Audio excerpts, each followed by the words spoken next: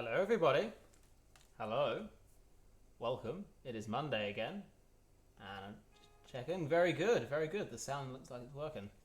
Had some little problems where it wasn't recognizing the sound card, which is not ideal. Let me just plug this in. It always works better when it's plugged in. There we go. So, if you are, let's just make sure that's going to work. If you are here, then do say hi. Back to level 2. Very exciting. School's back today, so comment if you were able to deposit your kids off to school this morning, and that was a welcome sight. I myself was back in the office, which was most exciting, working with real people again. It's amazing how working with real people kind of changes your outlook on everything. So very good, very good. So we've already got here, let's just have a quick run through. So Neil's here, Jenny's here, David's here, Robin, Valerie, Sue's here, Ginny's here. Hello, Ginny. Felicity, Liz, Jenny's here again. My dad's here. Andrew and Abby are here. Amanda's here. And yeah, here we go. So, biggest news of the weekend, I got a haircut. So I think I've maybe gone from one extreme to t'other, but it's quite nice to have a haircut again and not have quite so much to deal with. So for those who are, I think Bronwyn should be joining us as well. Bronwyn and Marit are both up north, so very exciting. So today we're going to look at a couple of things. Today we're going to do a bit of a warm-up and look at, continue what we started on last week with some work on vowels. Then we're going to look at the Rachmaninoff, because we didn't have a whole load of time last week on the Rachmaninoff, so a little bit more on that, and I've got some news for you about the text and the notes, and then we're going to look at the 2 Plainchant Psalms. So they're the psalms that have got the four line staves. So again, it's just kind of working through, gradually kind of keeping everything topped up, and as always, if you've got any questions, put them in, and then we'll answer. So to begin with, today's a little bit different because there's nothing hugely taxing vocally. I mean, there's a little bit in the Rachmaninoff, but it's not hugely so. So we're not going to do a majorly big warm-up, but we're going to do a very high-quality one nonetheless. So just while everyone's here, make sure you've got your glass of wine. I'm currently on there's a fruit fly that's mad keen for my wine. Syrah tonight. Okay, Syrah, you might ask. Go away. Got it. Stop bugging me. It's from Hawke's Bay. Lovely. So let's all stand up. Tilt this up so you don't get just a picture of my crotch. And so roll the shoulders back. Feel that clunking all over the place. Roll one shoulder, then the other, one shoulder forward, and the other forward. And then bring both shoulders up, and one goes forward, one goes back.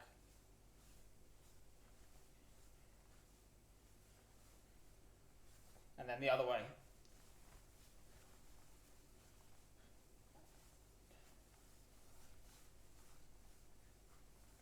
Cool. And then let's take our cheeks. Move the cheeks around. Forehead up to the forehead. Round up the ears. Grab the ears, give them a good wiggle. Warm the ears up. And then the head. Give the head a good warm up. And then down the arms. Down the body. Down the legs.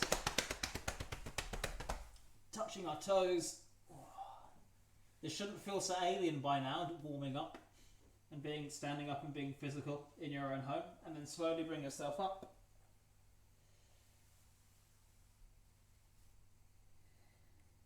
Keeping the knees locked so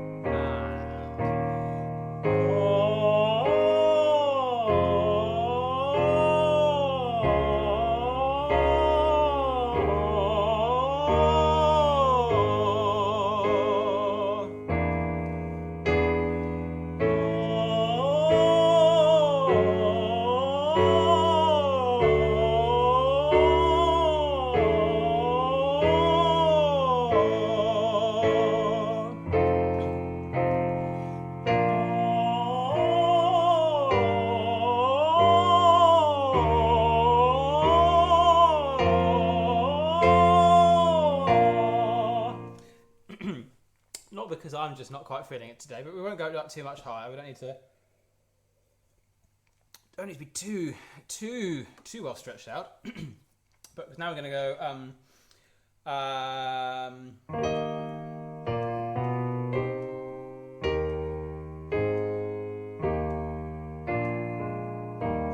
So a couple of things that are important here.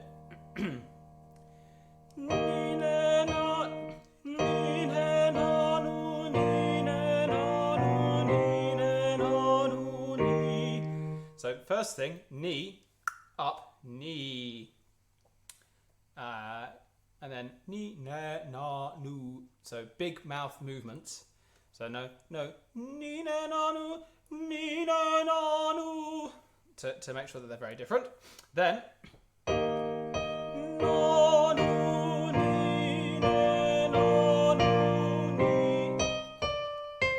Really think about the tuning as we come down, especially here. Ni, ni, ni. So, ni, na, na, nu.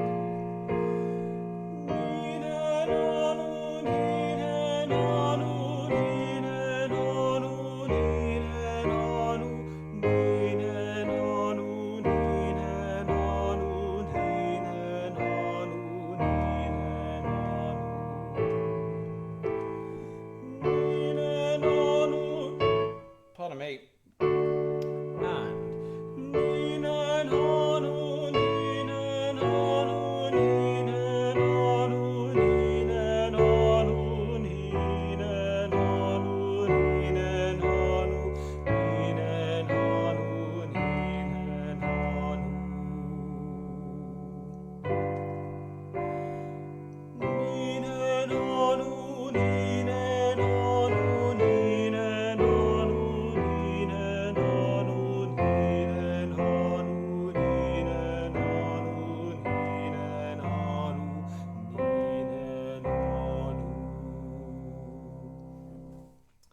So I'll bring up as well.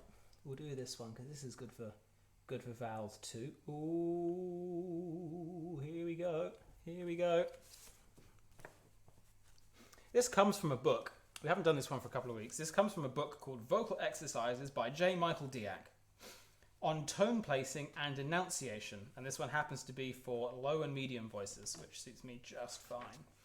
And it's particularly interesting because this exercise,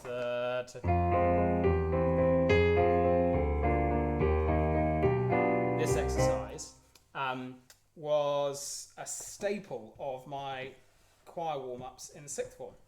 The conductor of the choir for sixth form that I had in sixth form, he loved doing this warm-up.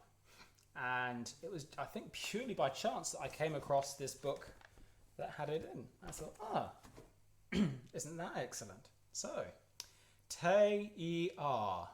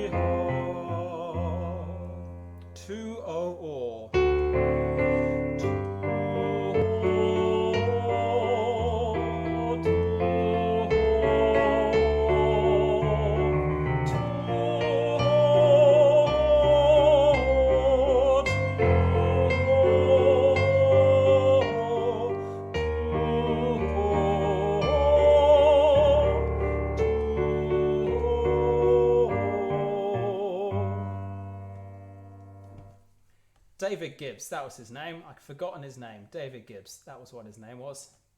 There we go. So one thing that we started on last week, but we're going to look at again, is the idea of vowels and where they sit in the head. So we had, from the side on, E was at 12 o'clock. It's up. E, air, like the air that you breathe. Air. Keep thinking of that going forward. Ah, ah. Kind of like this goes down. Ah, ooh, goes backwards. Ooh. It's important to think that this isn't an aesthetic. This isn't me saying that this is how these vowels should go. It's a way of being able to quickly standardize the vowels that we want. And I'm going to give you a worked example. So first off, we're going to go round in a circle. So e, ah, ooh, and see if you can do that. So and e, ah, ooh. It's a bit easier when you sing it. So let's do it to here. E, ha, e, ha, ooh. Once more. E, ha. Sorry, I got it wrong. E, ha. I got it wrong again. It's Monday-itis. It's all gone horribly wrong. E, ha, ooh. Cool. So then there's one thing as well, is that's kind of round the edge, but then there's the kind of the no vowel, schwa, which is like which sits in the middle. So like they go e, e, but it's not binary. It's not either schwa or e. There's I as well. So if you think about I is E, but closer to schwa, So go E, like pizza, I, So try that. E, I, E, It's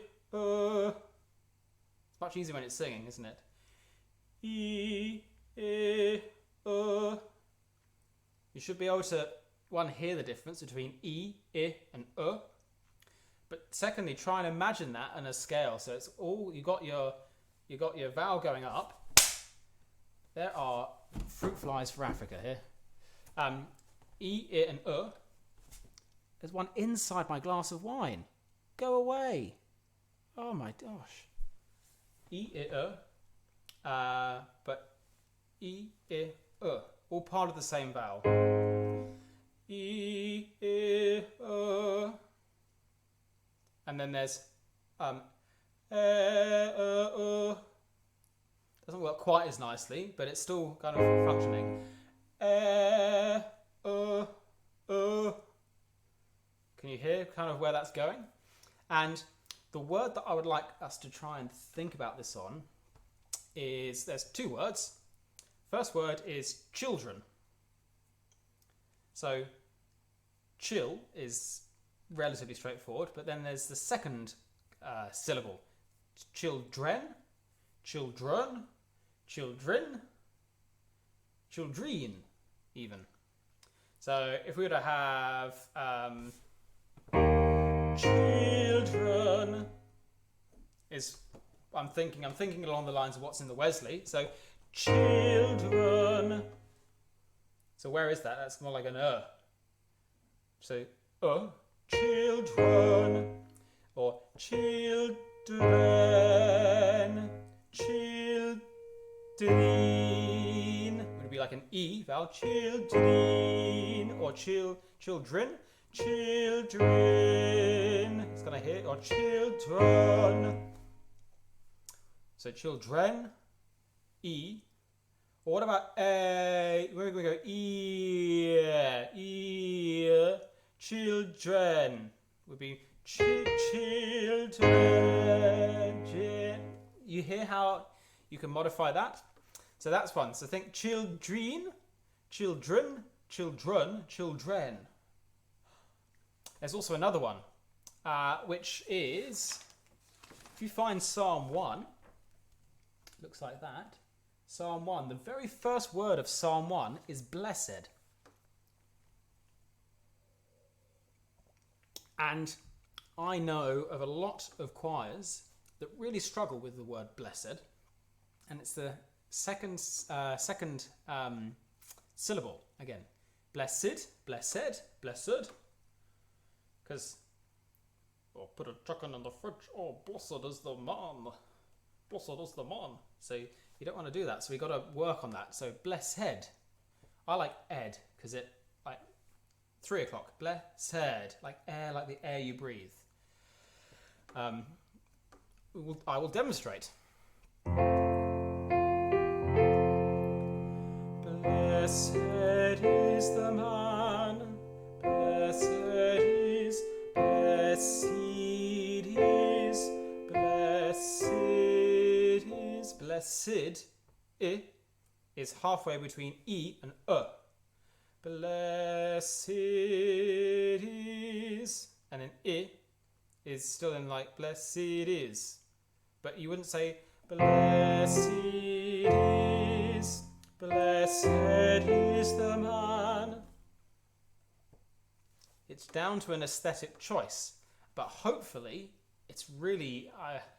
doing this remotely is quite a difficult task. But hopefully you start to see some of where this vowel situation comes in. And where once we're all back together and once we all have the notes all sorted, we can start saying, right, well, there's a problem here. What is the problem? Is the problem we don't understand the notes? Is the problem a technique thing? Or is the problem that we're not all singing the same vowels, so it sounds out of tune? And more often than not, it's that. So, what we're going to do is start on Psalm 1.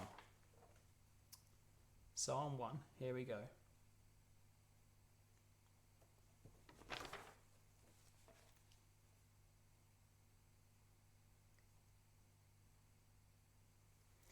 So we're starting this off with gentlemen. So it's going to start with one cantor, but for now we can all be cantor. And then it is tenors and basses singing the odd numbered verses, and sopranos and altos singing the even numbered verses. So for now I'm going to accompany, so it's not just me. And the main thing to remember is that it's speech pattern. We've all got to feel it as a group. So, blessed is the man that hath not walked in the counsel of the ungodly. Blessed is the man that hath not walked in the counsel of the ungodly. It's that rhythm. And the other main thing to remember is that it's a large gap between verses. A large gap in the middle of verses and a small gap between verses.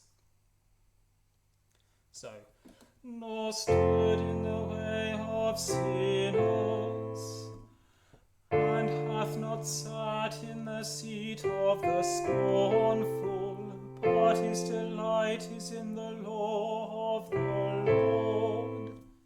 So it's harder for me to do it with one person, but you get the idea. So, a few things to look out for then is you sing the exact number of syllables that there are notes.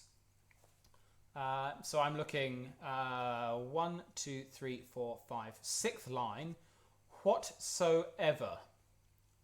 So whatsoever is 4 syllables, but we've got 4 notes. So whatsoever he doeth.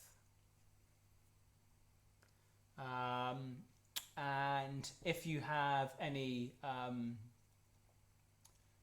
there is definitely in some places like hope ed, or where you have an ed at the end of the word. That is all shown by the number of notes that are on the page, so watch out for that. So, what we're going to do is start into it and run through. So I'm not going to switch between being countertenor and not countertenor. So you just have to put up sopranos and altos with me singing it down a little bit.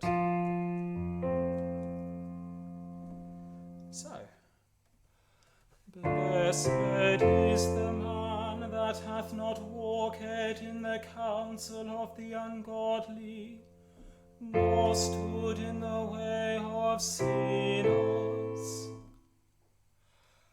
and hath not sat in the seat of the scornful, but his delight is in the law of the Lord, and in his law will he exercise himself day and night, and he shall be like a tree planted by the waterside,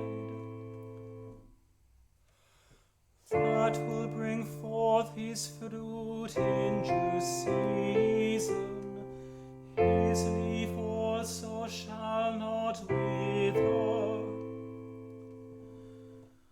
And look, whatsoever he doeth, it shall prosper.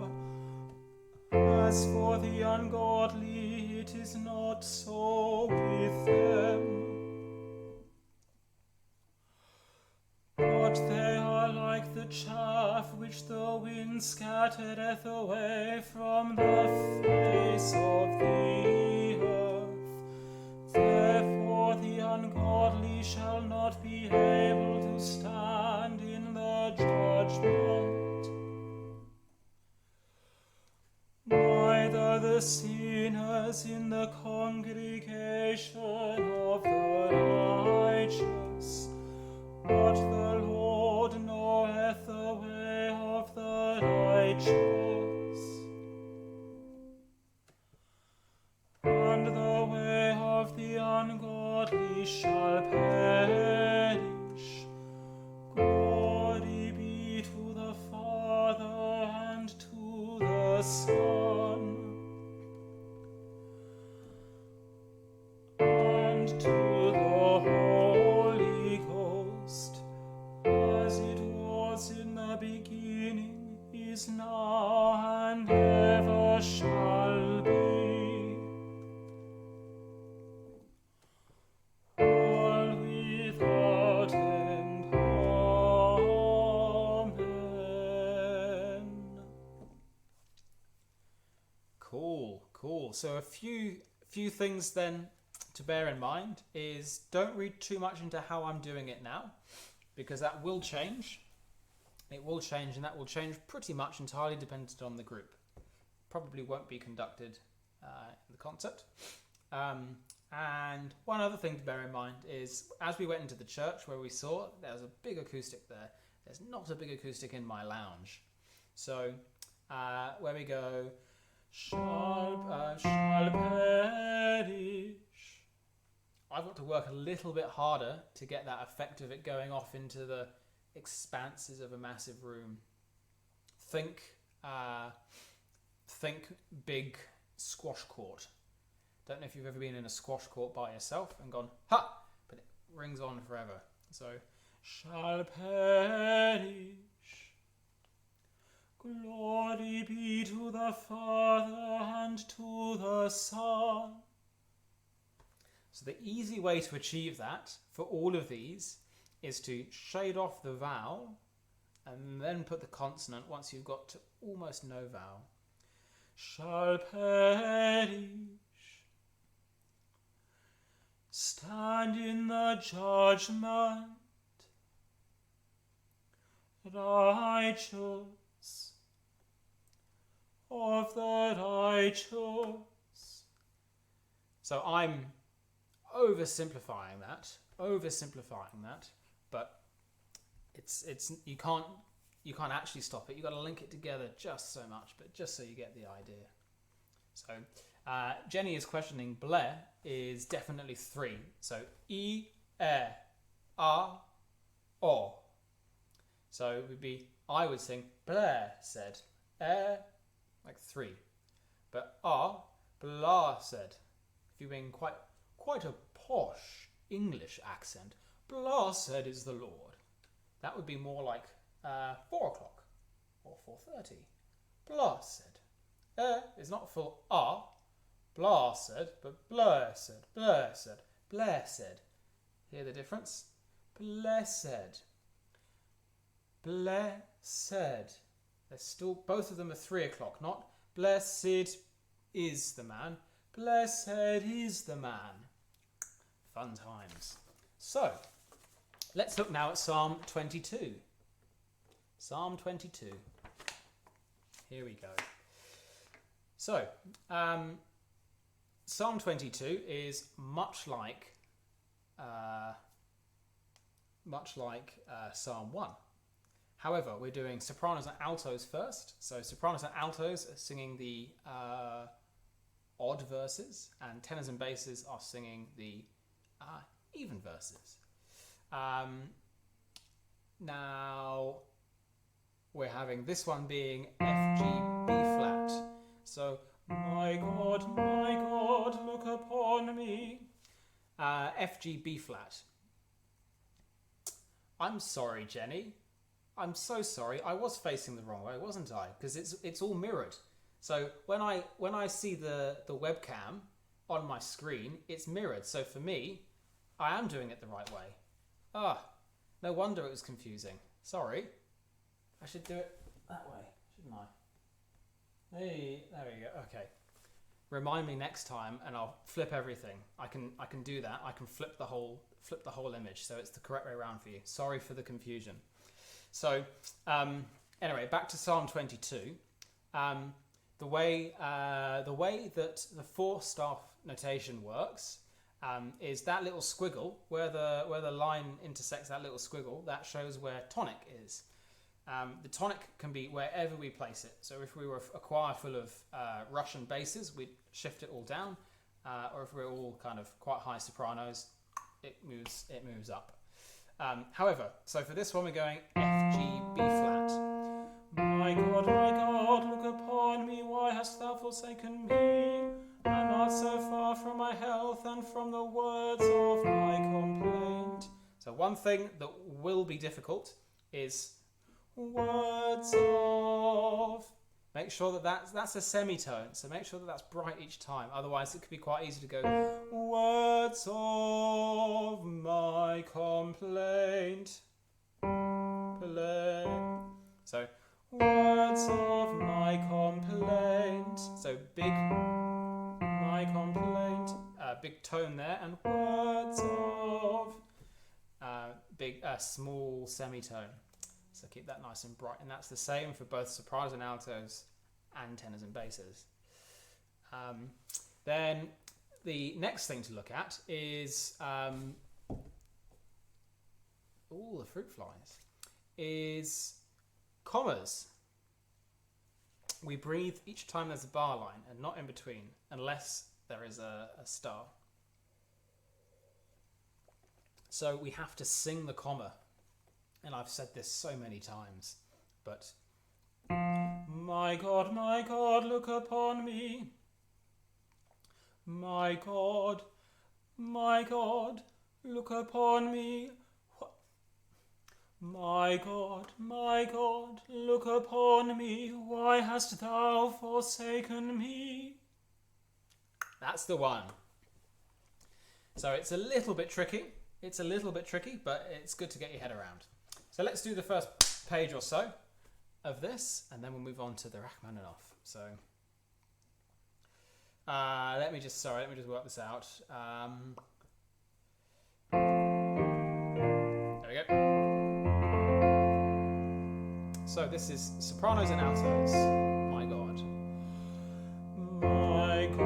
My God, look upon me. Why hast thou forsaken me? And art so far from my health and from the words of my complaint. Oh my God, I could die in the daytime, but thou hearest not. And in the night season also I take no rest, and thou continuest holy. O thou worship of Israel, our fathers' hope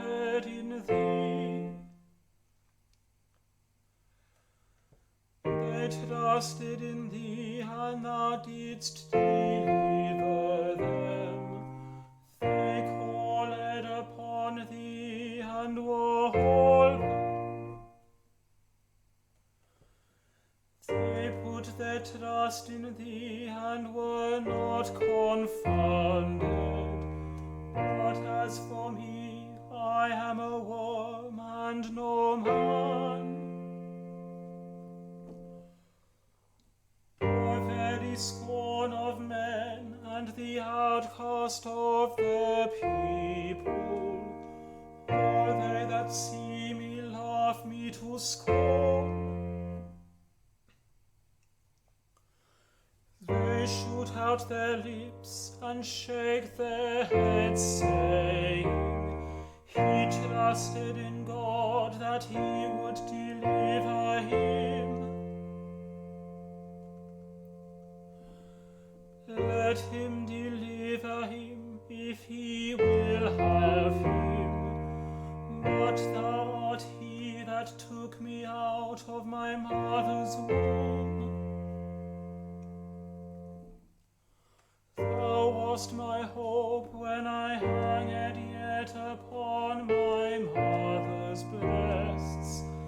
I have been left unto thee ever since I was born.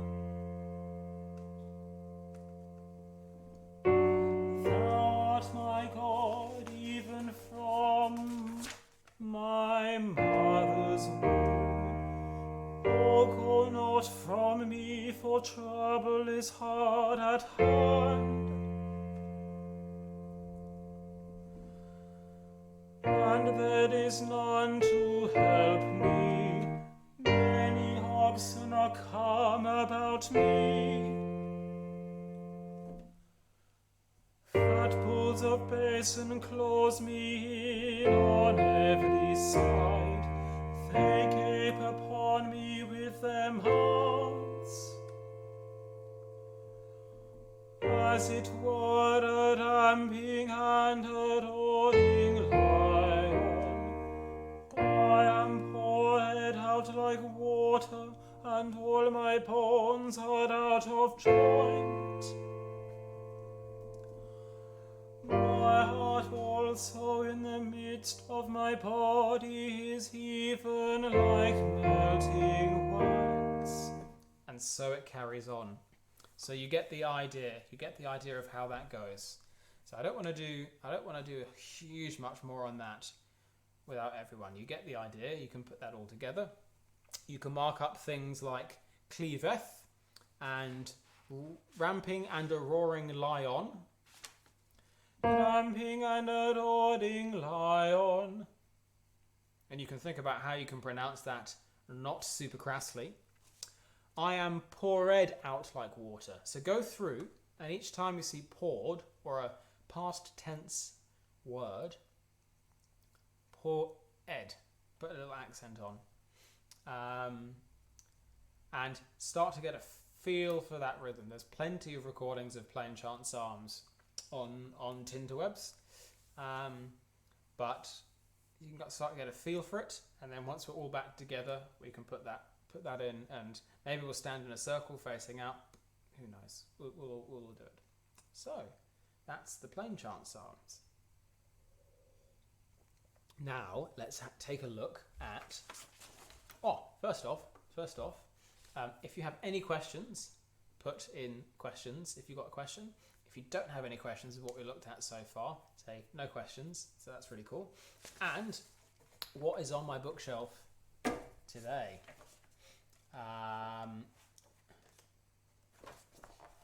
See if you can guess.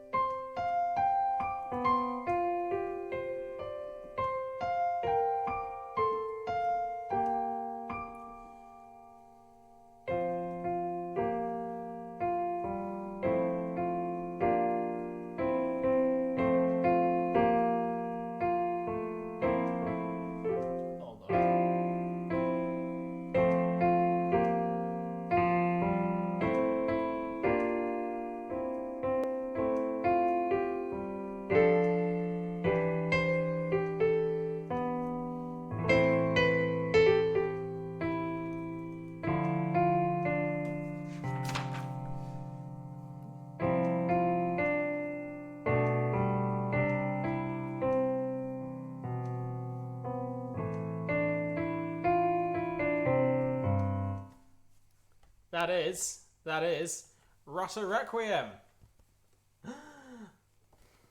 It's been a while since I've sung Rutter's Requiem, but it is suitably jammy and cheesy in all of the appropriate places.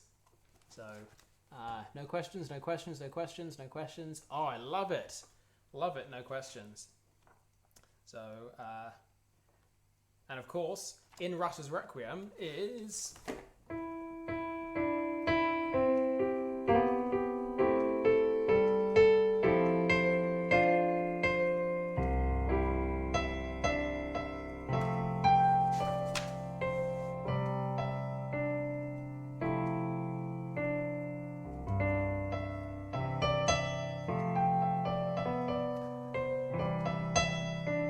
you all know because we're singing it. It's The Lord is My Shepherd. So that's in Rutter's Requiem. So even better. Even better. So now let's look at the Rachmaninoff. Now, in the course of looking at Rachmaninoff in preparing it for this week, I have discovered that I have chosen a completely rubbish copy. There are mistakes in the notes, and it's not formatted very well. There's missing parts, and certainly from a pianist's perspective, it's all over the place to try and accompany it. So one of the main things to look at is if you can find page 3. Page 3, the second bass part is missing from the majority of the top line of page 3.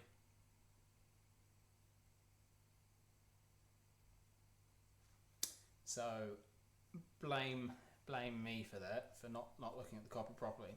So for now, we'll carry on with what we've got. It doesn't mean we can't keep looking at notes. The majority of the notes are there. Can't get the idea and start having a think about some of the language. But just bear that in mind, that once we're all back together, I will get copies that don't have stuff missing in them.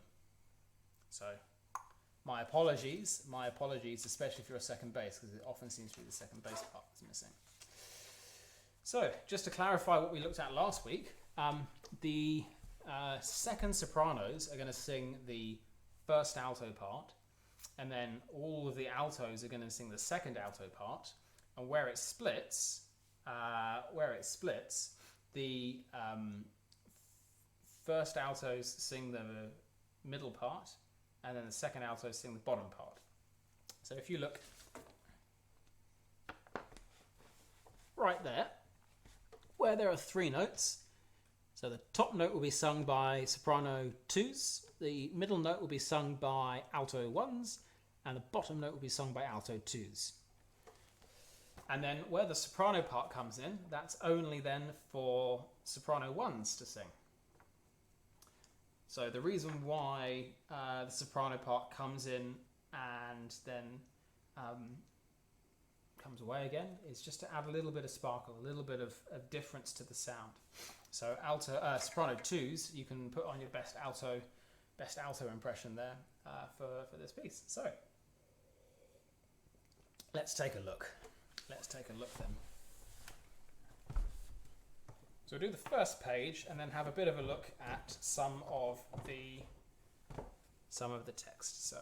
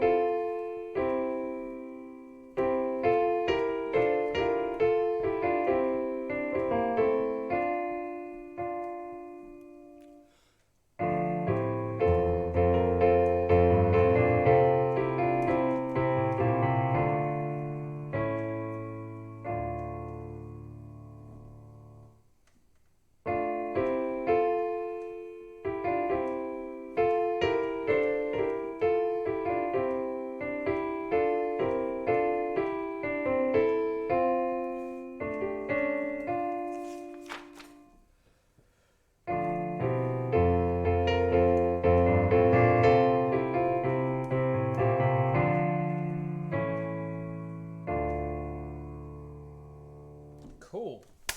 Go away. So, here we go.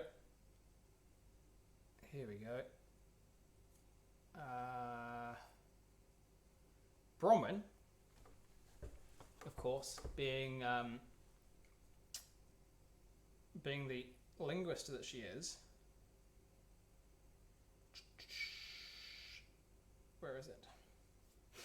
Has put together some advice on pronouncing Russian. So I'm going to read what she's written, just so you can start getting an idea. And then hopefully technology will allow her to talk to you. Or maybe we could end early and Bronwyn could talk it through. But I won't put her on the spot this week because that would be a little bit mean. So next week maybe we'll have a Russian pronunciation session on Zoom post rehearsal. So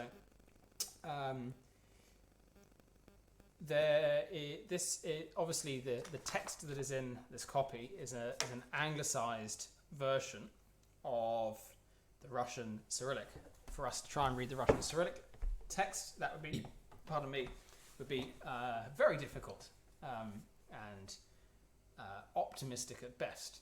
So Russian as a language is a lot darker, and if you listen to recordings of English choirs singing versus Russian choirs, again, it's all about the vowels. The vowel quality and sound is very much more like, whoa, much further back. So that's something to think about. And it's interesting because the exact thing that Bronwyn wrote is the vowels are as for Latin, except they're further back in the mouth. So that A, written out A, would be is as in R, A-H, car, or father. R, car, father. Now, admittedly, I'm English, and if I say father, that is kind of almost an AH, how I pronounce it, not like father. Would be the more Kiwi way of pronouncing it, father. But car, father. E, the E, letter E, as in hen, fed. I is as in beat, E, eat, beat.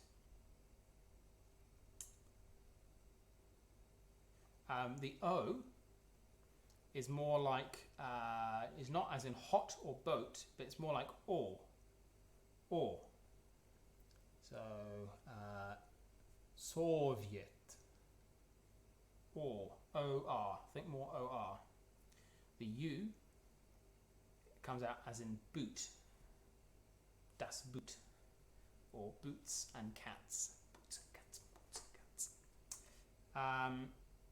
UI, you hardly say the U and go quickly to the I.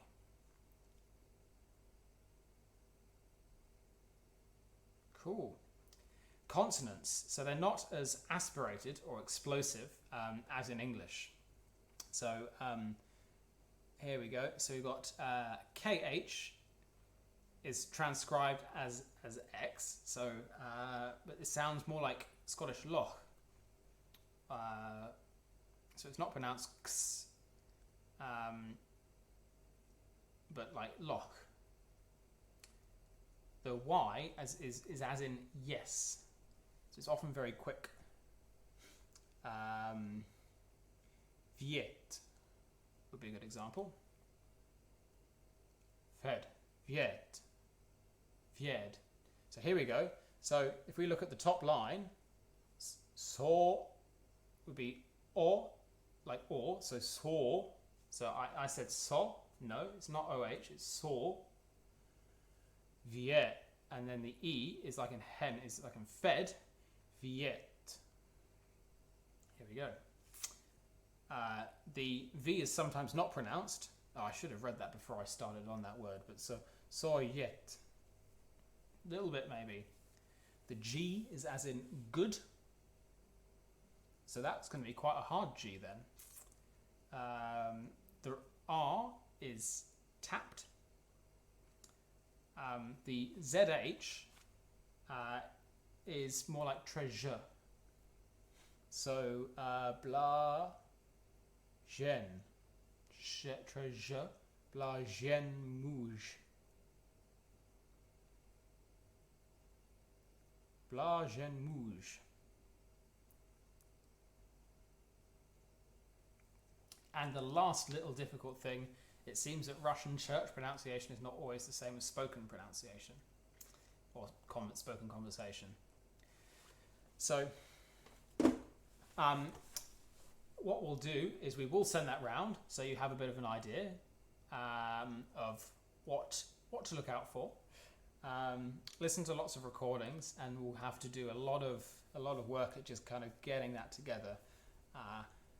This is the work that we would have done had we not gone straight into lockdown. So, Blagène mouge. Ingénieur.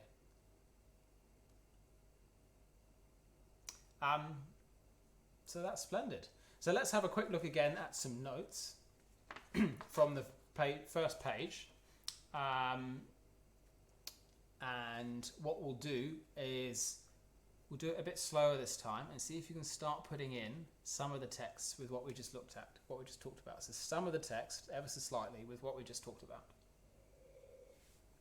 Here we go.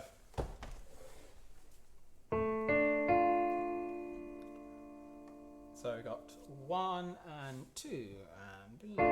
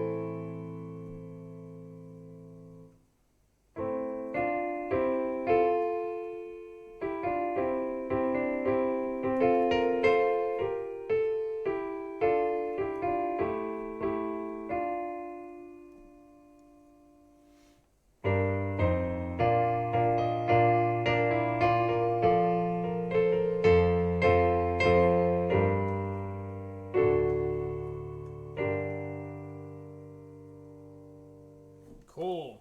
So hopefully that gives you a bit of an idea of where we got to. So I won't speak for Bronwyn, but I'm sure that we'll be more than happy to put that into some form and send that out, and then you can look through that, make markings in your own copy, and then once we get back together, we can make sure that we're all kind of roughly on the same lines, so it all will roughly sound not too foreign to any Russians in the audience. So, thank you all very much, those who joined us this week. Where are we at? We're at 23 concurrent viewers, so that's not too bad. I hope you have an excellent week ahead. Next week, we will be looking at the middle movements of the Mendelssohn, which we haven't looked at before yet. So that's the ones that are soprano an alto only, and then there's one that's tenor and bass only. So we'll look at those two. But what I would suggest is, if you can, stay and watch each other's parts, because that could be quite cool for you to sing a part that's not your own, but also have a look and listen. And when it's not your own part, see if you can kind of preempt a lot of what I might say. So see if you can look through and go, I wonder if Matt's going to say this, and put that in. So, lovely to see you all, and we'll now be able to hop over for post-rehearsal drinks in Zoom. Ciao, ciao.